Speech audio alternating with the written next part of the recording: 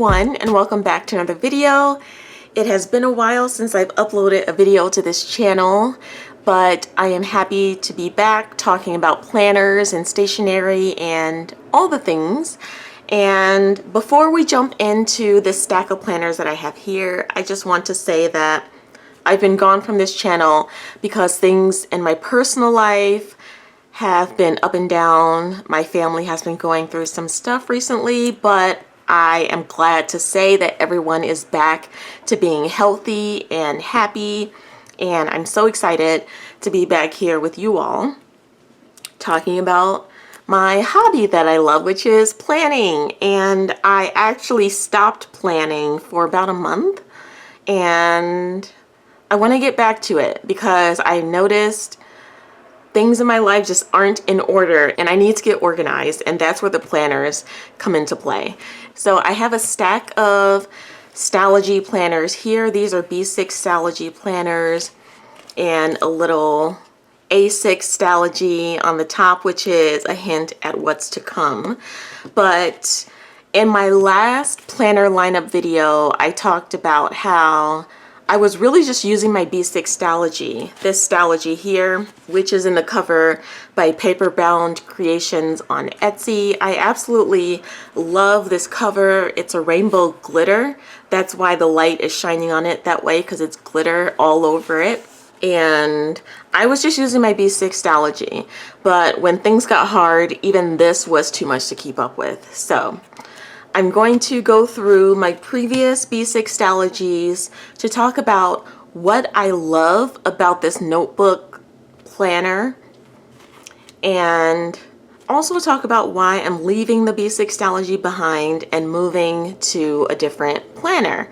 So let's start with the first B6 Stalogy that I used, which was in 2021. This is a Moterm cover that I got off of Amazon. It held up pretty well. It actually stretched with the planner. You can see how thick the planner got, but the planner cover was able to stretch with it and still close after 6 months of using it. I got 6 months in here, I think.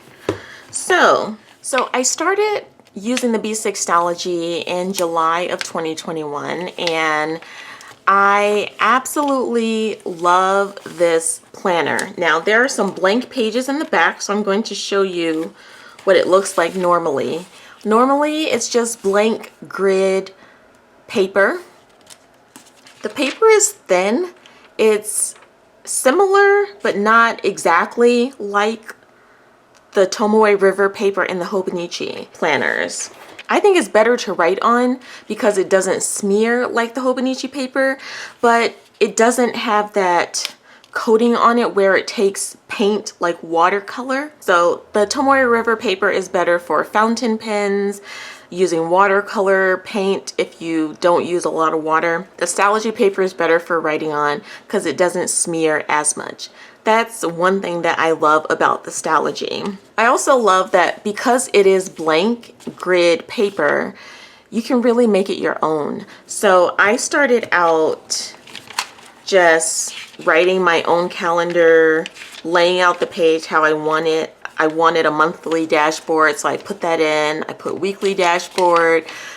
I was doing tip-ins with vellum and acetate, and I could lay out my daily pages however I wanted to lay them out. So I started by doing like to-do lists, a little journaling area about the day, and some decorative elements. And then I eventually moved on to doing, let's see, a day on 2 pages where I was doing a time daily and then my to-do list and journaling on the side. And I did a double spread for my weekly dashboard.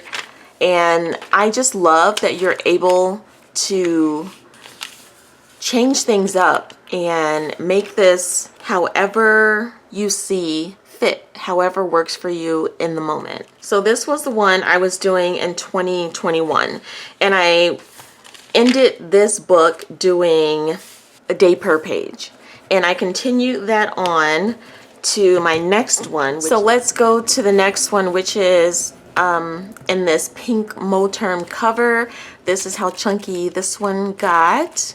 And in this one, I alternated between doing a day per page and doing a day on 2 pages. Let's see. Like here, I was doing a day on 2 pages, and I like the flexibility to change from week to week on what layout I want to use. So I did a day on 2 pages for the remainder of this book. This isn't a complete flip through. I'm just showing how I've used this over time. And then I went to using this in 2022. This is July of 2022. And I was doing a day per page, but I changed the layout. I was doing my time daily, a to-do list, a little journaling area, some habit trackers, water trackers, and decorative elements. But I found this wasn't enough space, so I was using post-it notes to add things to the page. And so I decided to change the layout and go back to a time daily and just a to-do list without it being so smushed like here. And then I decided to change it up again and do just a to-do list and a journaling area. And then you can see sometimes I used it a lot, sometimes I didn't. Like this week, I barely used a lot of the page. So this week, I actually did a week on 2 pages, which again, I love that you can do whatever layout works best for you for the season that you're in. So I think I ended this book doing a day per page, and I love all my layouts. I love how useful this was. I love how much the Stalogy has helped me stay organized. So let's move on to my most recent one, which starts January of 2023. And I was still doing a day per page, a weekly dashboard, and then daily planning. But I found that I wasn't using a lot of the page. So as you can see, there's just a lot of empty space on each page. About half the page went unused. And so I did 1 week where I did a week on 2 pages again, but I found this wasn't enough space. So then I went back to doing a day per page. And I found that this doing a daily page got really overwhelming, and I don't like how empty it looks when there's not a lot going on. So I kept going with it until it just wasn't working for me, when things got a little too hectic and crazy. And I stopped using it the beginning of April 2nd was the last day that I used this, and I didn't even write much on this page. So I went through my old Stalogies just to show the positives about using the B6 Stalogy and why I used it for more than a year, and to really say that I absolutely love the B6 Stalogy. It worked for me when it worked, but now I'm finding that it's not working as well. And that's mostly because I'm coming back to planning after a month. Actually, it's been 2 months. Wow. It's been almost a month and a half, 2 months since I last used my planner. And I don't want to come back to this notebook, even though I have all these empty pages in the back here. I'm gonna find some use for these, probably just use it as notes pages. But I find that the B6 size is overwhelming right now, and I want something manageable. So having said all of that, that was a long-winded way to get to the point where I'm going to show what I'm going to be using next, which I already showed in the beginning of the video, but it's going to be this A6 Stalogy. So I'm keeping all the positives that I had about the B6 Stalogy.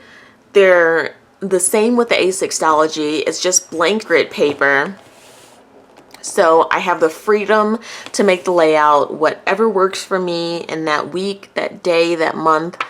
I can change the layouts as I see fit. I can add pages. I can do tip-ins. I can still do all of those things. And this is the A6 365 notebook. So I can still fit as much as I did in the B6 Stalogy. This B6 Stalogy started out this thin, but it bulked up to this, and I think I got 6 months in each of these planners. So ideally, I would be able to still get 6 months in the A6. It's just each daily page will be smaller. And so that's what I'm going to be using, and I'm going to set this up in my next video. But I just wanted to come back on and say hi to you all and let you know that I have not been planning. I've been thinking about planning. I have been using, let me show you what I've been using. Besides sticky notes and random pieces of paper that I scribbled down to-do lists on, I've been using this notepad, which is by Shine Sticker Studio. And it's just a notepad of all the same page, but it has the priorities. Let me hold it up so you can see. Priorities, checklist, notes area, hydration tracker. I use this as a top 3 to-do list, and happy thoughts. So I've been using this notepad on days that I need a little more structure in my to-do list. So that's what I've been using, and it's been working well for me. So yeah, I think going down to an A6 will be an adjustment, but I think it'll be better than having all of the empty space that I had in my B6 Stalogy. Like half the page is basically gone, and so when you put this on top of it, I think that'll be more than enough space to fill. I think it'll work out. So I am excited to get back into planning. I'm super excited to have a brand new notebook to try. It is May 20th today. I am going to set this up for starting in June. So for the rest of May, I'm just going to continue using this notepad because I still have a lot of pages left on here. So this will get me through the rest of May. And I'm going to set this up beginning June. So I think that's all that I have for you today. I am so happy to be back on YouTube. I am really glad that my family is healthy and happy, and I hope that you all are happy and healthy and doing well and enjoying planning. I'm not going to keep you any longer because I'm just rambling now, and I'm just really excited to be back. So keep an eye out for my next video that will be setting up this cute little A6 Stalogy, and I'm not going to keep you any longer. Thank you for watching this video, and I will see you in the next one. Bye.